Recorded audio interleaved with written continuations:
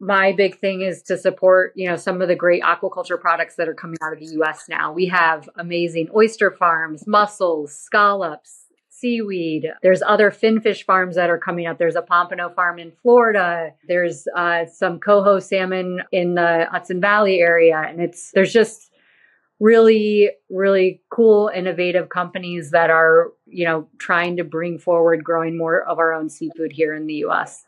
So I'm a huge advocate for all of that. Welcome to Brands for a Better World, the podcast that brings you the stories behind the people and products building a more just, healthy, and regenerative future for us all. Tune in weekly, and together, we'll learn about why these better products and brands were created, how they're helping fix broken systems, and what you can do to support them. My hope is that you'll discover some new brands to love and get some sparks of inspiration that will help you live your best life.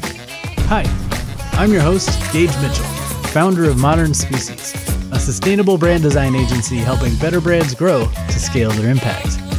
If you like this show, please help it grow by leaving ratings and reviews on your podcast app and by sharing your favorite episodes with your friends. Maybe this will be one of them. On this episode, I'm speaking with Todd Mitgang, executive chef and partner of Crave Fishbar, Bart Molin, partner and CEO of Gra-Bar Fresh Seafood, and Sara Rademaker, owner of American Unagi, about their passions for seafood, how they're each working to shift the industry towards more sustainable sourcing practices, and what you can do to help ensure future generations have healthy oceans and abundant seafood. My name is Todd Mitgang, and I am the executive chef of Crave Fishbar, Crave Sushi Bar, and Taco Vision. So, I think my passion for seafood being a chef just kind of came from the blank canvas that it is. All of the different taste profiles and textures. I feel like early in my career, I was often more excited to work with seafood than filet mignon and ribeye, or whole chickens. Interesting. Right? Because, a clam and a scallop, salmon to bass. There's just such a tremendous variety. And I think looking back, I just always felt a little bit more creative working with seafood. That's cool. I love that. Nice. What about you, Bart? Well, my name is Bart Molin. I own a company called Gra-Bar Seafood on Long Island. My passion for seafood came from being a chef as well, and the lack of quality and service that I was receiving from my purveyors at the time. I was told just to do it myself if I wanted to do it better. So that's what I did. So you were a chef and cooking seafood specifically, but you just couldn't find the right ingredients for it? I wasn't just cooking seafood specifically. I was cooking the gamut, but seafood is more of a personal item. Meat is dry aged. It's not. It has fewer characteristics, but seafood has so many different characteristics to it, and somebody that's picking it out really needs to have a keen eye as to what they're doing. So that was where I found flaw, and that's where I wanted to start helping actually people that I worked with in the cooking industry. Love it. Just like a true entrepreneur, you find a problem and then you go seek a way to solve it. Right. Exactly. Cool. Sara, what about yourself? Hey, I'm Sara Rademaker. I'm the CEO and founder of American Unagi, an aquaculture company that grows out eels. And my interest in seafood came through aquaculture. I had no idea what it was, back when I was 18 and living in the Midwest. And then I found out there's this whole field and it happens all over the world where you can grow seafood. And that's been my career for the last 20 years. So it's awesome. Love it. I spent some time in the Midwest too, and I can say that there have been some progress in aquaculture in the Midwest as other people have started finding out that you can grow food, especially in like a kind of closed loop system, right? And I will say, growing up in the Midwest, I was not a big fan of seafood.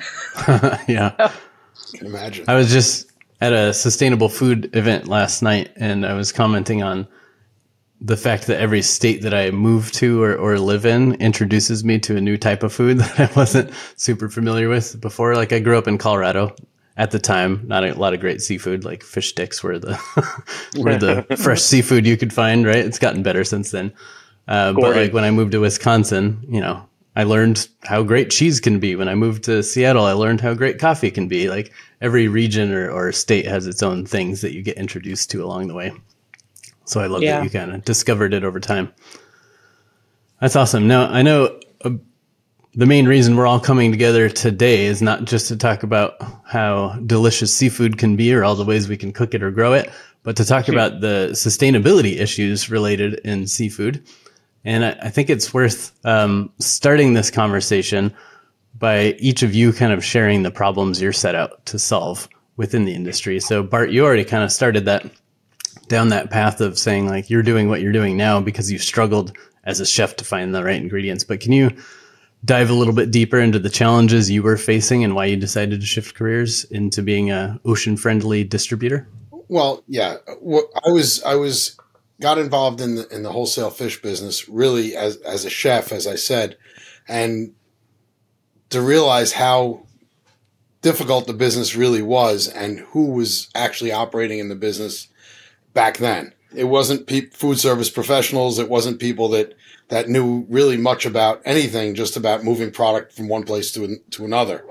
So I got more involved in the quality of each piece of product that I was selling, and then as I progressed, started to get involved with where the product was coming from and education.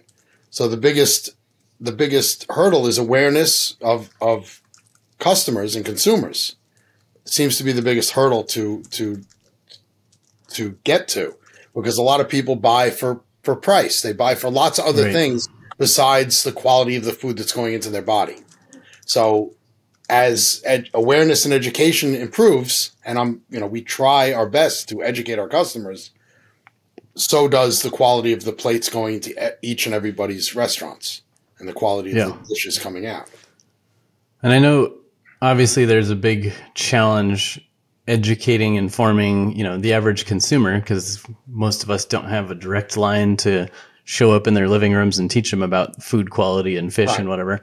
What in restaurants, you do have a little bit more easy tap into them, or maybe chefs are a little more inspired to look into quality. But in your experience, how maybe unique is it that chefs are starting to question where those ingredients are coming from?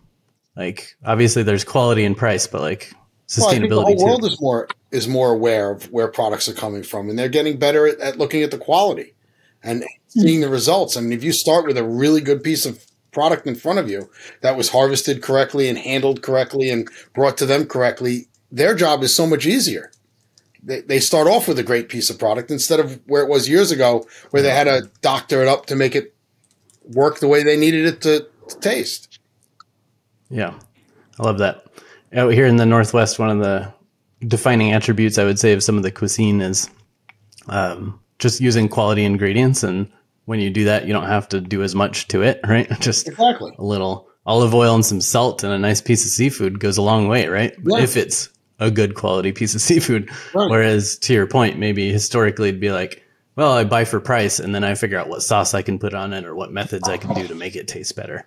Right, exactly. Yeah, that's cool. Okay, Sara, so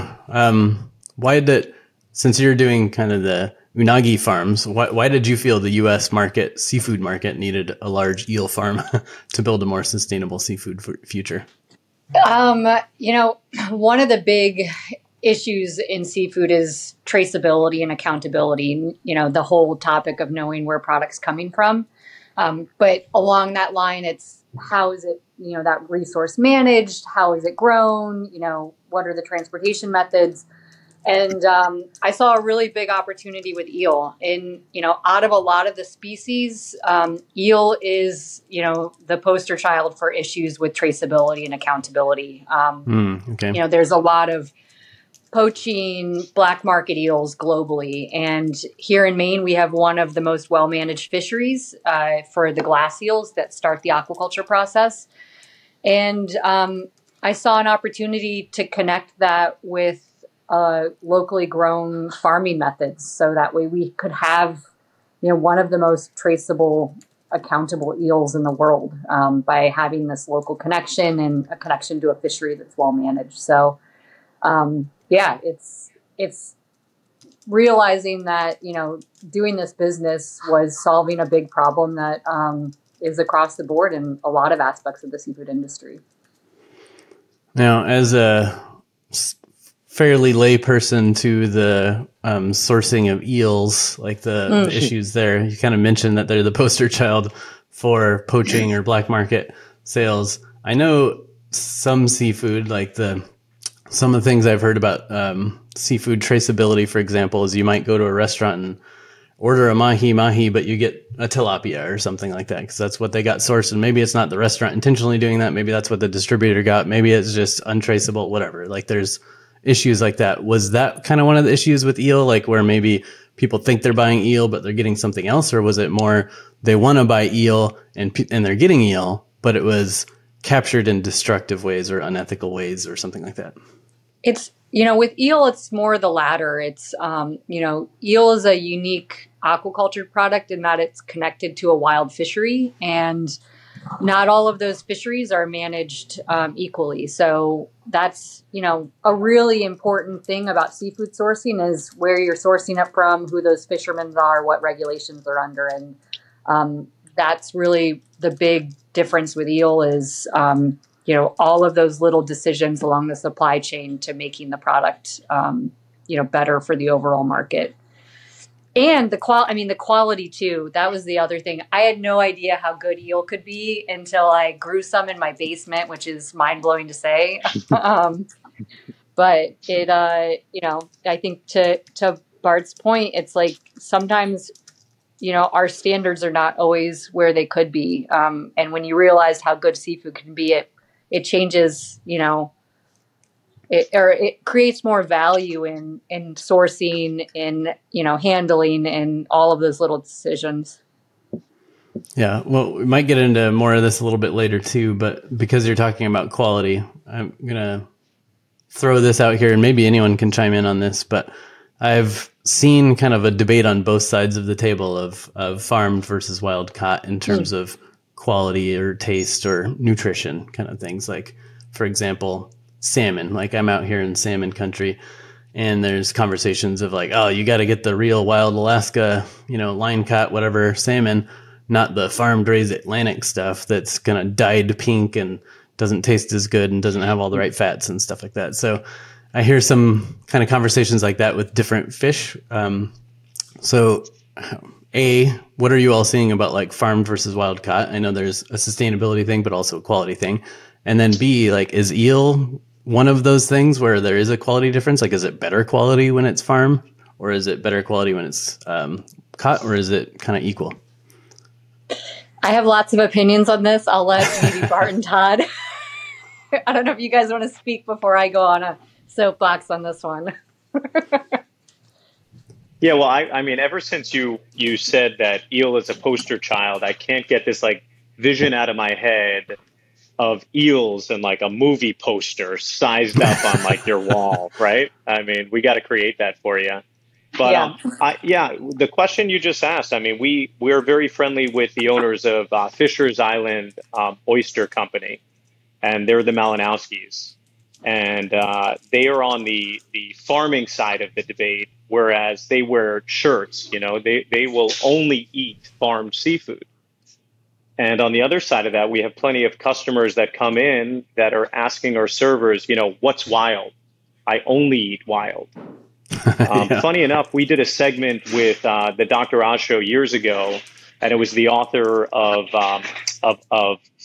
food fraud, right? And you had just kind of mentioned that.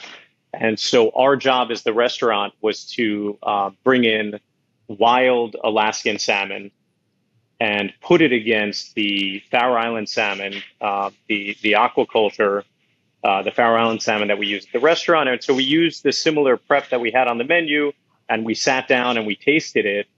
And, Larry, who was the author, who thought that he could surely taste the difference between the wild, because the wild is going to be, much better. and it's going to be more subtle, and it's going to have greater fat and whatever else. And on camera, he chose the Faroe Island salmon. So, yeah, it's interesting. I don't know that all of the time wild is going to be better than aquaculture. I mean, you can't say that aquaculture is always going to be better than wild either, right? Yeah. Do you think it's per species in some cases, or do you think it's more about the setup? Because I know there's some giant setups that are maybe not doing everything right, and not, giving all the proper nutrition to the fish, or containing them in too small of an area. And there are some that are doing it right and giving them room to roam and giving them all the right nutrition and so on and so forth. So maybe it's down to just, is the farm well run? Yeah. I don't know. What do you think? Yeah. Well, I think now, years ago, the farming practices were not as good as they are today. There's been a lot more awareness towards the farms and how they're feeding and what they're doing and how they're treating the fish. And now the farms, I feel a lot of times, are as good or superior to wild, because you can control the environment, the way it's fed, the way it's harvested, the way the fish is taken care of, the stress that's put on the fish from being in the farm. So many different things that really, I don't blame them for years ago. They didn't know any better. Yeah. So the more we do, the more we know. I think they're pretty equal, depending on the product and depending on the farm and their practices. Absolutely. Like I won't buy farm salmon from Chile. I don't like their practices. Yep. Right. I won't even entertain them. They can tell me, whatever. They're not honest about it. Yeah, I couldn't agree more with that. And, it's in that, as with any sort of production or fishery, it all comes down to kind of the individual group, how it's managed, how things are grown, has a huge impact on not only the quality of product, but also the impact of those products, So and you also think about things like, say, oysters. There are so many nuanced brands of oysters, and a lot of that comes down to where those oysters are coming from, how they're grown, how they're sourced, how they're cared for. And, I think the same thing can happen with any of the fish products too.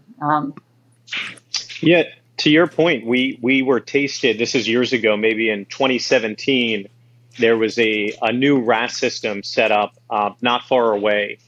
And the owner came in and wanted to taste us on the species. And I'm not going to say what it is because we love them now. But when we first tasted the product, and they were doing everything right, except possibly purging the fish extremely well before harvest. So there we are, and we're tasting with, the top tier team, and it kind of tasted mossy and grassy. And so once they figured out what they had to do prior to harvest, I mean, we use the fish at Crave Fishbar now, and we love it, as do our guests. Yeah, it's all about the education and the learning in the process. Yep.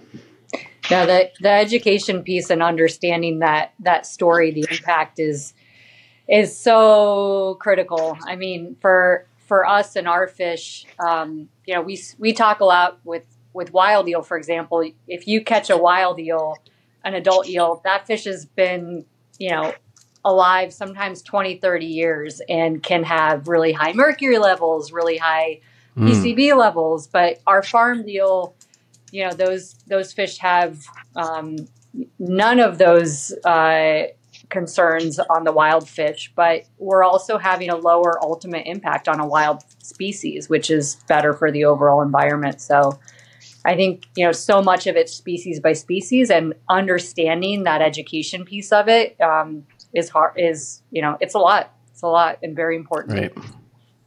Yeah, like everything, it's complex, and it depends is normally the answer, right? Depends on the species, it depends on the farm, maybe even depends on the chef or the processing or something like that. So that's good to know. I mean, I feel like I've, as a seafood consumer, been paying a little bit more attention to, whether something's farmed or wild caught, and trying to open my mind and learn a little bit more about it. So it's great to know, like a lot of things, that quality has gotten better over time, right? Like every industry where you introduce a new, like whether it's a sustainable protein bars. Like in the beginning, they were all crap and they all had terrible texture and taste and whatever. But now people are figuring out ways to make it better. So it's nice to know that same thing with farmed seafood. Maybe in the early days, they didn't know all the right processes, but now it's getting much better. And so it all depends on the quality of the place and sourcing. Right. It's also nice right now, like in I guess in Europe they do it already. A lot of restaurants are close to their suppliers, and they're putting their name on the menu, and their farms and the relationships are out there, so that you're not eating something that you don't know where it came from. And how it's been treated. You can, everybody can Google everything now. But if the name's out there for you, it makes it much easier, and people feel more comfortable with that. Yeah. Power of the internet. Yeah, exactly. So true. That's great. So obviously we could probably spend multiple episodes just talking about all the problems in seafood that you're all trying to solve, but let's shift a little bit to the solutions that you're actually creating in the world. So Todd, let's shift over to you for a moment. I know that you've got a few restaurants that you mentioned. What is it? One of them at least is mentioned as a 100% sustainable seafood restaurant. So what does it mean to be 100% sustainable? And like, what were the biggest hurdles you had to overcome to get there? Yeah, so sure. That's obviously phrased differently, but it's a similar question that was asked of the group. So we have 2 Crave Fishbars and a recently opened Crave Sushi Bar. And what I lacked, I mean, I've been cooking since 2002, was the education piece. I met Bart very early in my career, and Bart, as he shared, he went to culinary school, and Bart is a extremely energetic, passionate fish purveyor. So early in my career, I meet Bart, and he wants to talk about this, and this came in, and and if he's excited, I'm excited. But all I knew about seafood at that point was that fresh equals quality, right? And there's truth in that statement. Fish and shellfish is extremely perishable. And so, of course, I wanted to buy fresh, but fresh didn't mean that the product I was buying was sustainable, and then it got into fresh and local. But fresh and local doesn't always equal sustainable. So we were very lucky when my partner Brian and I opened up Crave Fishbar. We worked with somebody that was kind of a master of branding. And we went over our menu, and she said something that really stood out.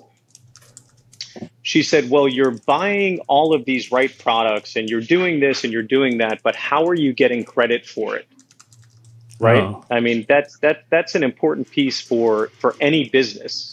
If we know our purchasing, practices internally, but we're not shouting it from the rooftops, then how silly are we? So we started auditing the menu, and we looked to the Monterey Bay Aquarium, and with that at that time, and they still have a guide that's known as the Seafood Watch. Yeah, and that really kind of became my reference. And so I would take a species that we were working with, hake or halibut or scallop, type it into Seafood Watch and go over the various different locations, the catch methods, and what it meant to be, green, orange, or red. And funny enough, I mean, because I guess the East Coast has been overfished in contrast to the West Coast, over centuries, there were some species that I thought were great, and I'm using them locally, right? So there's that fresh and local, but they weren't sustainable. So, I mean, for the most part, thank goodness we were buying the right way. But I have a raw bar at both locations of Crave Fishbar, and so. You think oysters, great, and shellfish and Maine lobster, up until recently, great, but it's still great. And then you get to crab. I mean, everybody loves and is super impressed with colossal crab meat. And it's one of the easiest sales for a restaurant because you open a can, it's delicious, it's impressive, and you mark it up. But most of the blue swimming crabs that we could buy were not. So, so we immediately took, crab meat off of the raw bar and started to look for replacements. That's amazing. I love that you mentioned the Monterey Bay Seafood Watch, because I know they have great consumer education too. I remember that was one of the early tools that I found where you could go into your local grocery store and have this little checklist of what to look for, what's good, what's not good, like what attributes or symbols or certification should you look for. It was so powerful for me in my journey, but I imagine it's also, I hadn't thought about how powerful it is also for like a restaurateur in helping them identify like what to put on the menu. So that's a really cool note. Oh, absolutely. They are still my reference. Yep. Right. And what was interesting is there were some species that I love John Dory. Right. And Bart knows this. Anytime he catches or buys John Dory, it's like, send all of it to Todd. But they don't have a positive reference on it because it's not a popular species. And so a lot of the local species that are bycatch or that we know are sustainable don't actually have a grade because they're not putting the dollars into that research. I do like John Dory, and we occasionally get it up here in Maine, and it is, I know a couple of chefs who use it, and it is a really special fish. It's a great fish. Delicious. And the John Dory that we use comes locally. It's not from Europe, correct. Where traditionally it's always been the one from Europe. But when the squid boats go out and they go deep, they always, at certain times of the year, they come up with these fish. Like Todd said, it's a very underutilized product and not really that popular or caught that often. Yep. So it doesn't have no one understands that we have local dory. Mm-hmm. Right. That just made me think too. I remember hearing, I can't remember which fish it is off the top of my head right now. Maybe mahi-mahi or something like that. But there was like a fish that had like a really ugly name and nobody would order it. It's like the Tibetan tonguefish or toothfish or it was something. Chilean sea bass, Patagonian toothfish. There you go. Yeah. Patagonian toothfish. And they changed it to Chilean sea bass and all of a sudden like sales go through the roof. Yeah. Do you feel like that's part of the or part of one of the tools in our toolkit for pushing sustainability forward is almost like rebranding the more sustainable fish so that people do desire it and want to eat it? Because like you were saying with the colossal crab or whatever, like people come in with expectations. They think they know what they want. But there's other species that maybe they would like just as much. Yes. They just don't know about it. Yeah. Well, so Chilean sea bass had a horrible name, but it is an incredibly delicious fish that will never dry out. So talk about a great choice for somebody that is, novice in the kitchen. You can put a piece of Chilean sea bass in the oven and forget about it for 2 hours, and it'll still be delicious. Wow. Okay. That's impressive. I actually didn't know that. I mean, I've had it at restaurants, but I don't think I've actually tried to cook it myself. So like that resiliency of the fish is interesting attribute. It's very forgiving. Very cool. Okay. So, Bart, let's shift to you for a moment here. So I love that you're focused on specifically like helping your customers kind of start with where they're at and shift towards more sustainable practices. So you've probably had a lot of these conversations of like, what fish is good, what fish has the right quality, what fish has the right sustainability attributes. So I'm curious, what are you seeing as the easiest ways to get restaurants, or I don't know if you also work with product manufacturers, but what are you seeing as the easiest ways to get people to start their transition? Is it just like swapping out a species? Is it keeping the species but swapping for a different source? Like what are you seeing as the easiest ways? It's all of it. And a lot of it has to do with price and quality. So we do sell the best seafood available in the market. So when you're doing that, you're never the unfortunately, it all comes down to money a lot of times. It's never the easiest way to do it. You're always the most expensive. But when people, it starts catching on and people start seeing the difference in quality, and then they serve it to their customers and they get great feedback from the dining room, then all of a sudden they don't even really understand it at times. And so the education starts there, and you start talking about swordfish and the fat content. It was caught off in North Carolina by this great company we deal with that harpoons the fish, and that they're taken care of properly. Yeah, they're $3 a pound more, but it's worth it, and they have to get that into their head that a little more brings back a lot more revenue for them.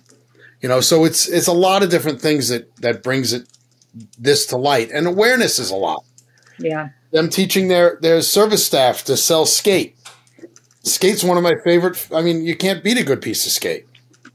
Different fish like that. And now you start seeing a little bit, people are starting to play with whiting again. And it's nice to see that on the menus. It's local, it's sustainable, it's healthy. It's everything they want in fish, but a lot of restaurants are afraid of them because of the popular, the populace doesn't necessarily want that. But that's the point of going to a restaurant. You have something you wouldn't have at home. Yeah. So in your opinion, is the first barrier price? Like, you go in and you talk to somebody about a species of fish that you think their customers would love, but they're like, ooh, that's not the price we're normally used to paying? Or like you mentioned with skate, is it more like, well, I don't know that fish, I don't know how to treat it, my customers don't know how to order it? Well, it all starts with relationship-based sales. I mean, my customers are, we're friendly with them. It's not an adversarial role. Yeah. We want to partner up with them. We want to teach them how to sell seafood and do it well. So we try to lead them in the right direction, to educate them, to show them that it's a better, once they go with this, they'll have better results through the dining room, and that'll equate to better sales and more customer returns. Yeah. It all has to do with quality and flavor and education. Education is the biggest part, to inspire chefs to do a little more with the product, to try something different. Todd's awesome at that. We talk about cool things all the time, and like, how can we make this work? Like, what can we do to it to make it sell? And those are the conversations we have in the morning. That's awesome. And Todd mentioned you kind of inspired him early on, but do you ever use some case studies like Todd, maybe, to say like, hey, look what Todd's doing with this amazing fish? He's an inspiration for other people. Do you kind of lean on case studies like that? Absolutely. Now I talk about Todd and his abilities and what he's doing with the product all the time. So we've helped each other throughout our career, and it helps. I mean, it really is gaining steam at this point, which is nice. Right. Yeah, with Crave Sushi Bar, when we were looking, I love eel, Sarah. I love eel. And because we wanted to carry over, the same kind of fabric of who we are at Crave Fishbar, at Crave Sushi Bar, I didn't really know what my options were. Most of what the Japanese companies were selling are who knows what eel in kobayaki sauce, right? And and so I did a little research, and I found you, but I don't know or didn't know that you were going to sell direct to me. So Gage, that's where Bart comes in. He wasn't always the one that's finding all of the vendors, but as soon as I find somebody or I have a great conversation with somebody, it's almost as if I sometimes represent Gra-Bar. Oh, well, Todd, you're a wholesaler? No. But let me introduce you to my friend Bart. Yeah. That's how a lot of it starts. That's really cool. And that's carried through your story, Todd. That's happened a lot to us, where restaurants seeking out a better eel find us and then ask their distributor. And like, as we've, grown and scaled over the years, that's been a huge thing that's helped grow our business, is working with individual restaurants that have then helped us move into distribution. And it's a big community. Amazing. Yeah. Right. As they say, do great work and it will promote itself, right? So you have a great product, somebody finds you, they enjoy your product, they'll promote it to other people too. It's kind of one of the somewhat underrated, I think, attributes of good branding is just following through on your promises, having a great product. Then you inspire your community to be advocates for you, and they do all the selling for you. It just makes it easier, right? Yeah. Love it. That's awesome. So Sara, since we were just kind of talking about you, let's transition over your way. So I know you're currently solving the traceability and maybe even quality issues of the eel market, but of the unagi. But what's your goal moving forward in terms of like solving solutions? Are you looking to expand the existing farm, like further your sustainability initiatives, make it bigger, supply to more people, or do you have plans to expand to different species? A little bit of everything, but one of the things that we're looking at in terms of expansion, growing more eels. One of our partners on this first farm is one of the tribal nations here. It's the Passamaquoddy Indian Township. So, we're working with them to look at building another eel farm and processing in collaboration with them. And then we also are working with other farms around the world that are also doing eel in a better way like us. So having a traceable product and bringing and supporting their products alongside ours. And then ultimately, my big thing is to support, some of the great aquaculture products that are coming out of the U.S. now. We have amazing oyster farms, mussels, scallops, seaweed. There's other finfish farms that are coming up. There's a pompano farm in Florida. There's some coho salmon in the Hudson Valley area. And it's there's just really, really cool, innovative companies that are, trying to bring forward growing more of our own seafood here in the U.S. So I'm a huge advocate for all of that. Yeah, I wanted to ask you because I heard this about eels. So the grow rate is not consistent. You are not looking to pick up a species that grows consistently. So when I spoke to, and I'm forgetting her name, when we were first introduced, she was saying that a lot of the eel doesn't grow at the same rate. Yeah. Interesting. Was that? It actually works out for us. So we, our eels, we source from local harvesters in Maine, and we get one time a year to get our eels to stock the farm. And they're these little tiny eels. They're about the size of a toothpick and completely clear. But it can take them anywhere from 1 year to 3 years to grow out. And what is actually good about that is instead of planting your corn and then everything gets harvested in August and your corn floods the market, we have really consistent year-round products, and we let the eels kind of follow their natural growth path because we don't use any hormones or anything like that. So we just some of our eels, grow really quick, and some take a little longer, and we just we harvest them when. But it works for you, yeah. Yeah, and we harvest them just based on kind of their readiness and quality. So it's a little bit more work, but it's better quality product. So that's cool. Yeah, that's really interesting. I hadn't thought about that. And Bart, I might have cut you off a moment ago. Did you have something else to add? Oh, no, I was just adding to all this successful farming is putting less stress on the wild stocks. And you're actually starting to see, as management is grasping onto wild and restrictions on fishing, the demand for the farm fish is creating, there's more wild product out there. Yeah. You're seeing more wild striped bass. You're seeing more black sea bass. You're seeing more of the species that you weren't seeing so much of 15 years ago. Yep. They're starting to really come back. Yeah. Which creates for a healthier planet. Yeah. No, that's true on so many levels with aquaculture, not only relieving pressure, but you see it like mussel farms. You'll see more wild mussels in an area that has mussel farms. Eel farms and some of our partner farms that we work with abroad do restocking programs. So they help put eels back into the wild. So there's a lot of levels where there's some really big mutual benefits between aquaculture and wild fisheries.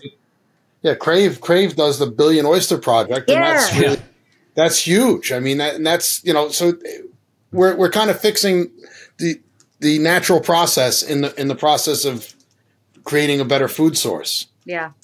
No, and that's really what it's all about is,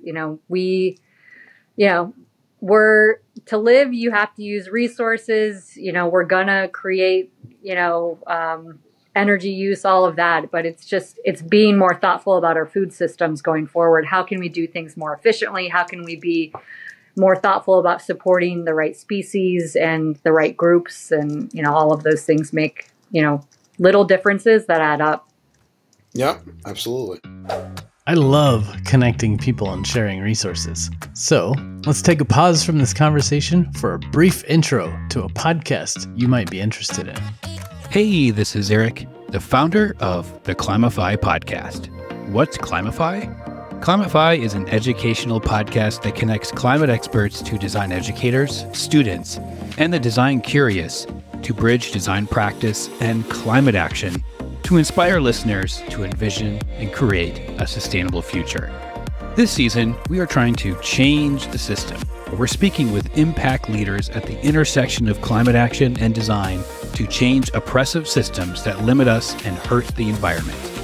We'll provide insight, inspiration, practical resources, and tangible ways to measure impact. Each episode ends with a call to action, a design prompt from our experts, encouraging everyone to challenge how the world is designed and to become change agents in their own lives. You can subscribe to Climify at Apple Podcasts or wherever you get your podcasts. And now, back to the conversation. We'll talk about the Billion Oyster Project in a moment too, I think, but one kind of quick tie back to what you were saying, Sarah, about working with the tribal nation near you to build out the eel farms, is it kind of triggered a thought in me that, like, if you've got a great practice for farming and you've done a lot of that learning and you figured out the right process and you know these things about, like, they grow at different stages and that's great and here's all the ways it works. Are you to some degree thinking about, like, rather than grow your specific farm there, you'll kind of help people replicate the model in different bioregions? Is that kind of the understanding of part of what you're doing?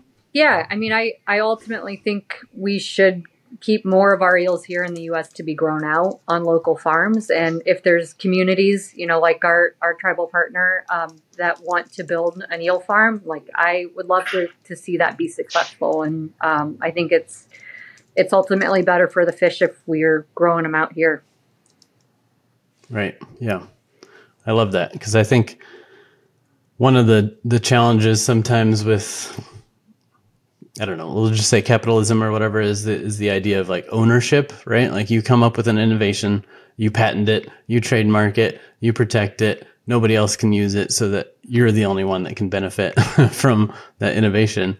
Whereas I feel like in the impact or sustainability world, we're often much more ready to share what we've learned with each other and kind of help others replicate that model. So I love what you're talking about there in terms of, like, partnering with other people, finding the right ways to grow things in different species or whatever, but not like holding it so tight that nobody else can do it, but like opening it up to the world. So I think that's really interesting. And maybe Bart and Todd, does that resonate with you too? Do you do a lot of, obviously you do, Bart, like helping other restaurants or buyers kind of think about this, but maybe Todd, for you, like, do you do a lot of sharing of how you work and bring that to other restaurants and help them kind of move along in the process? I mean, so that's I'm an open book, right? We had a chef from St. Thomas come in who's trying to open a sustainable sushi restaurant. He connected with us on Instagram, and we were happy to host him. And I'm happy to have a conversation with anybody in my industry, right? But I can't compare to what Sara is doing with her innovation and her learning. If anybody wants to come over and learn how to open oysters or be introduced to the Billion Oyster Project, like I said, 100%. I mean, we work with a great company called Afterlife, where they are cultivating mushrooms from our food scraps. So we kind of had talked about this, but being who we are and being here for 12 years, people with these great ideas sustainably forward-thinking people, they reach out to us, and that cool. mushroom company is just a great example. Wait, you're taking my waste. You're taking my food waste. You're grinding it up, sterilizing it, and then selling back to me the most beautiful mushrooms anybody's ever seen? Yes, please. Yeah, that's pretty cool. Yeah, that's really cool. Yeah. But you mentioned, let's go ahead and talk about the 8 billion oyster project, since it's been mentioned a couple of times now. Describe what that is and what the goals are. Yeah. So Peter Malinowski was one of the founders, and he is the son of the founders and operators of the Fisher's Island oyster farm. So when we started out, we had heard that there were people collecting basically our oyster shells, right? And they were going to kind of recycle them and put them back into the water. So, to talk in detail might take up too much time. But yeah, you said 8 billion, but they're the Billion Oyster Project. Sorry. And what a great idea. I mean, not only are they collecting all the top shells because we have buckets at our raw bar, but we have buckets at our dishwashing station as well. So it's like all of the bottom shells after people have eaten the oysters. And they go, restaurant to restaurant with all of their partners, pick them up. They cure the oyster shells and they put them back in the water. And it's really to create a habitat for new wild oyster populations. I think that's like an important note too, right? Because I think part of the challenge with sustainable seafood is that we're extracting all these resources from the water and then often landfilling them or whatever on the land, where those resources don't get back into the water. So we're breaking the circular flow of bionutrients, right? Whereas what you're talking about, like, if we harvest an oyster shell and there's all this calcium and other kind of value in there that the ocean needs or other life forms need that are in that shell, but we're like throwing in a landfill on land or something like that, then that's disrupting the cycle. Whereas if we reintroduce it back into the water, maybe it builds habitats, but also it reintroduces those important nutrients back into the water and kind of helps it kind of fulfill its cycle. Yeah, I think we all know this. Old New York, I mean, there were oyster carts instead of hot dog carts. Yep. Yeah. Like that's like incredible to think. Yeah. And so it's trying to get the harbor kind of back to where it was, and the filtering properties that oysters have.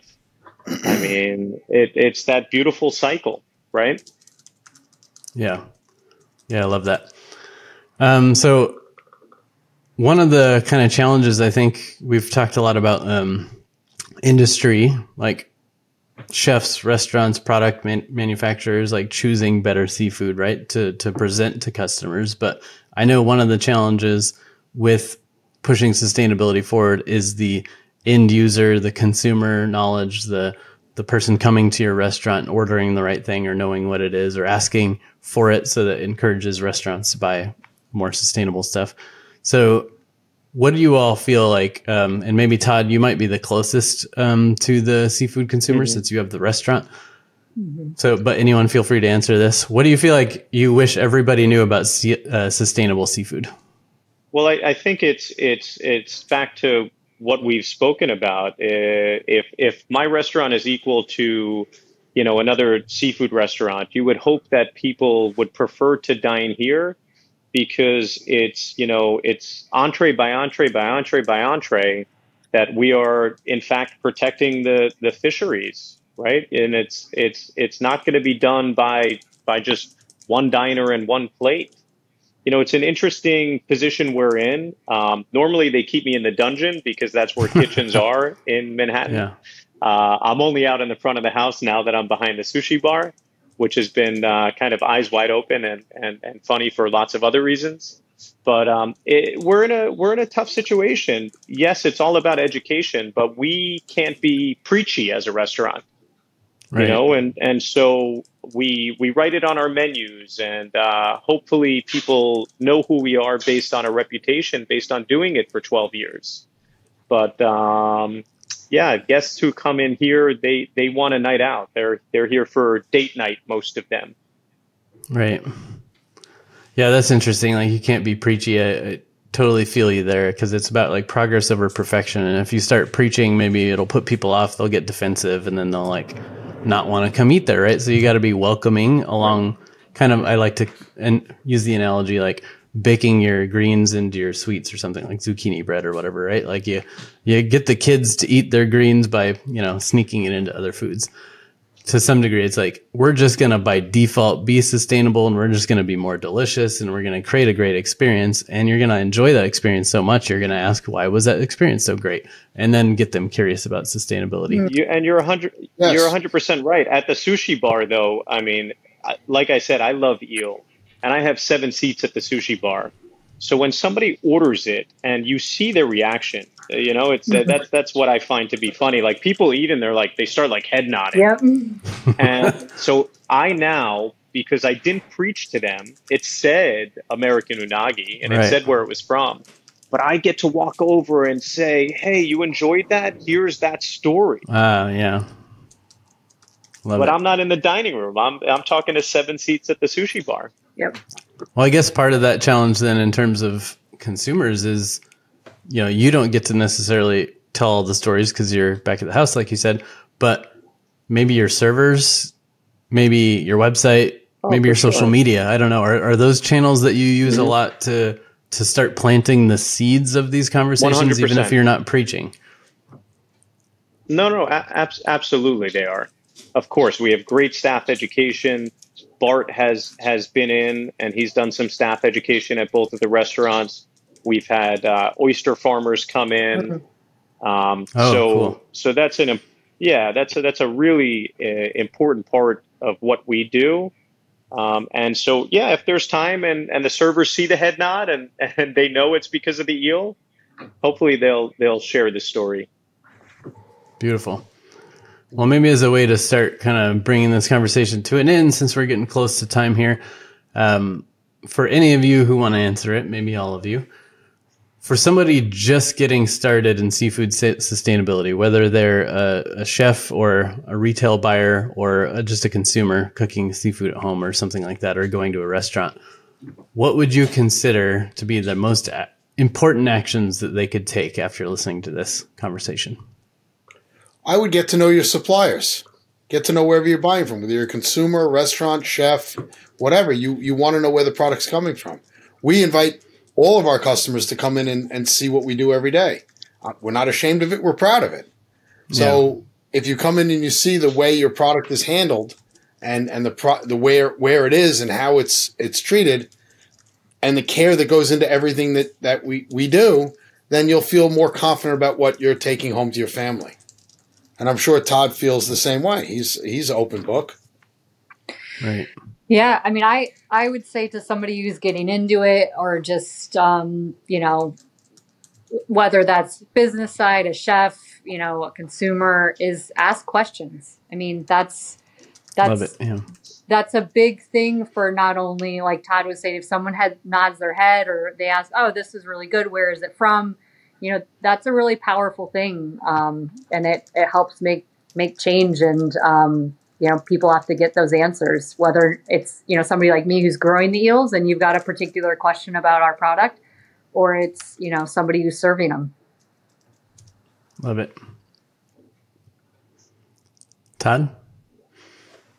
Yeah, no, when I have the opportunity to kind of, talk about what we do, and again, it's at both restaurants, but I'm at the sushi bar right now.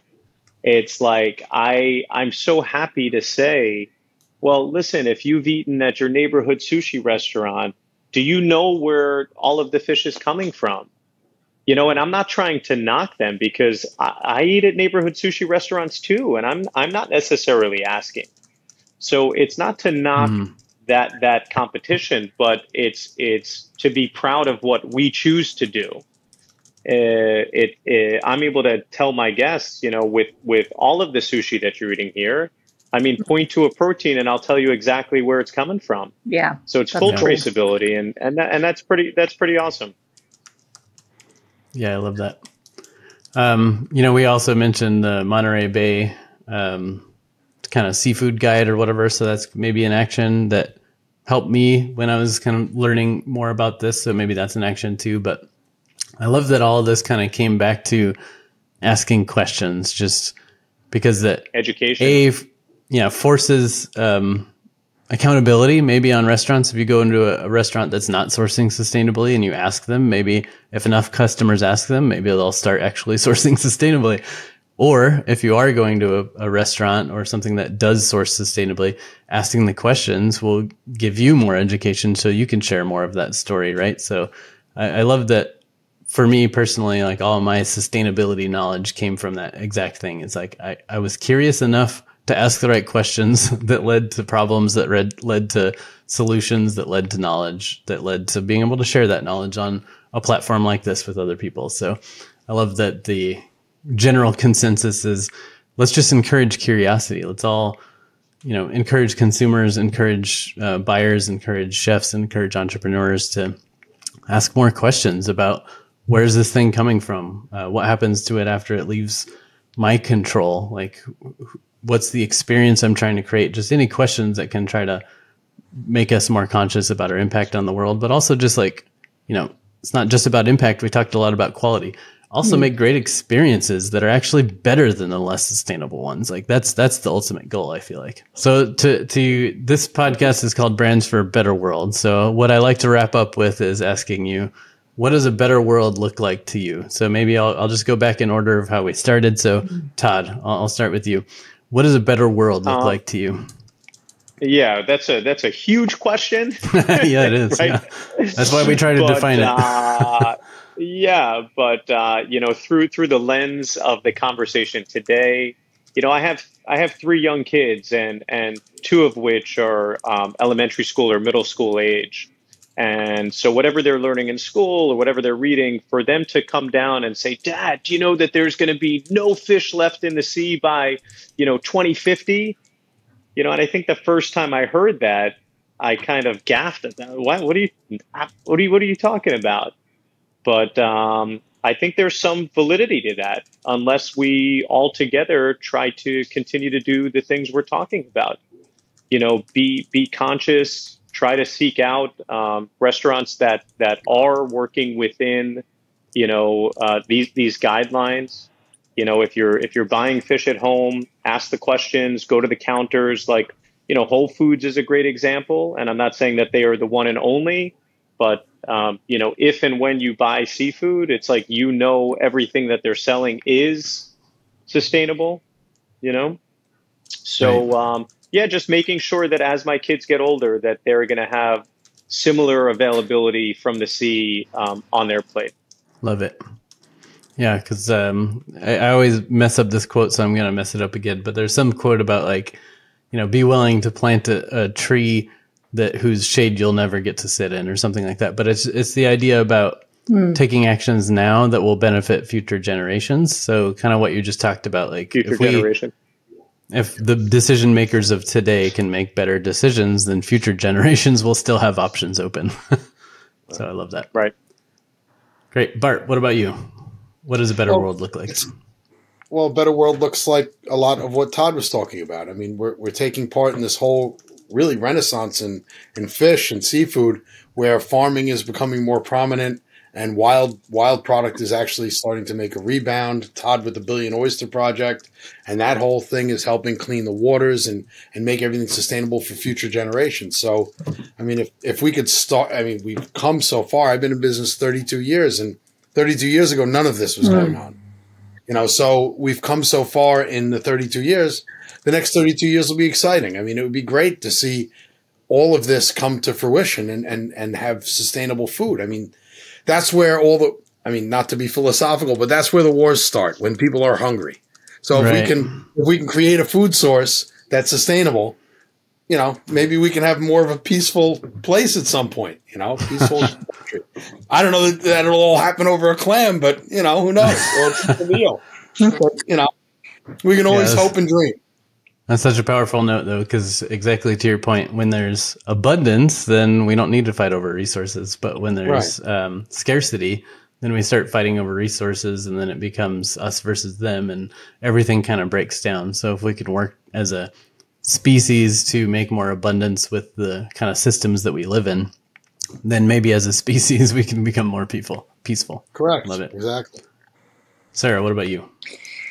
I spend a lot of time thinking about this in terms of our like local domestic food systems and how we can not only support those systems, but make them more efficient. And I see impacts of that on the Maine coast, in the communities that I live on. You know, if we, you know, our fishermen, our farmers, they work so damn hard and they follow so many regulations that in itself make some of the products grown and caught in the U.S. some of the most sustainable in the world. But it takes a lot of work. It takes a lot of effort. And, you know, when those guys are supported, I think you see an entire benefit within that food chain, from, you know, the quality in the, you know, of life in the communities to what you're eating on the table with your friends at a restaurant. And I think that's a really positive way we can, you know, benefit everybody along the line, is just straight up buying local seafood and, you know, local aquaculture products. It's huge. Yeah. Kind of comes back to the vote with your dollars kind of mentality, right? Like if we are more conscious of the restaurants we're supporting, the products we're buying, the services we're kind of supporting or whatever, the better the world can be, because those dollars are powerful. They are kind of voting for the world we want to live in. And, you know, in the society we live in, to some degree, where business goes, politics and policies and other things go too, right? So if we can get the groundswell from the ground up to the businesses, then up to the politicians, then we can build a better society for all. I love that I'm doing the happy bite nodding. I'm like, Yeah. Yeah. For those listening to audio only, there's lots of nodding going on. Yeah. That's awesome. Cool. Well, that's a good place to wrap up, I think. So I just want to end by just saying thank you all for doing what you can to drive sustainability in the food systems forward and to try to make sure that future generations have plenty of delicious, abundant, and sustainable seafood options still on the table. So thanks for doing all the hard work to protect us moving forward. Thanks for having a podcast and allowing us to talk about it and educate people and share these stories. Yeah.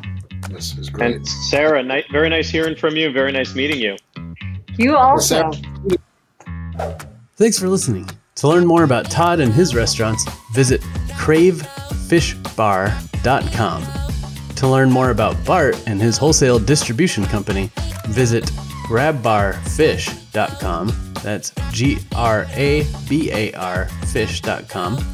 To learn more about Sara Rademaker and her unagi farm, visit AmericanUnagi.com. That's American UNAGI.com. If you like this show, remember to help us grow by liking, reviewing, and sharing. And if you're new here, don't forget we have over 100 episodes in the archive. Some might be called Evolve CPG, but it's the same show, so dig in for more goodness. If you consider yourself an impact-driven professional, join me over at impactdriven.community, where we're supporting each other's growth as impact leaders.